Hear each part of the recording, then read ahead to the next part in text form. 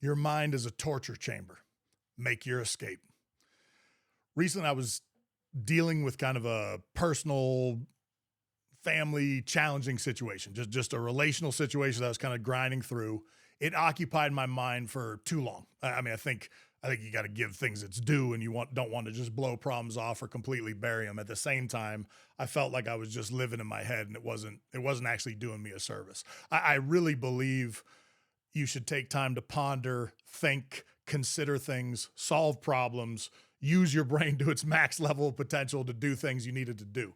At the same time, I know if it's true for me and talking to my bride and other friends when I kind of thought about this topic, that it is also a torture chamber that can be one of the worst devices and worst enemies you can face. Even when we have a good self dialogue and we know that it's not true, we often live in our brain and it just becomes this toxic environment against yourself. And I think we're pushing this to a level now with kids and young people. I just see like it's all about their feelings and anxiety, no problem. Let's throw drugs at it. And this is challenging. Let's pull you away from that because you're a perfect little desert flower. Instead of letting them wade into tough stuff, which is what builds tough and allows you to manage the world.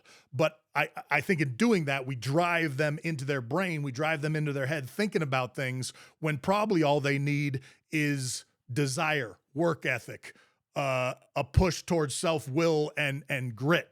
If you have that, you can break away from this torture chamber that can be your own mind. When I brought this up and was talking about it with a good buddy of mine, we were doing some training. I brought this up and he was like, I agree, man. I am meaner to myself in my head than anyone has ever been to me. And I think that's something you need to be aware of. I think we will say things to ourselves that we wouldn't say to our worst enemy.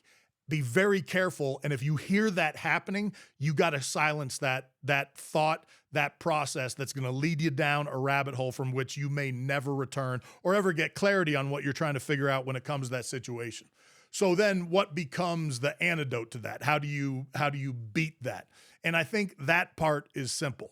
It's practicing gratitude. It's practicing whether it be meditation, prayer, a little bit of quiet time to center yourself. And actually, meditation is unbelievable. I'm not good at it. I think my brain is on fire half the time, but I think my sense is the goal is to breathe and to get quiet and to actually silence those voices in your brain. And there's no question in my mind, if you do that, you'll be better for it.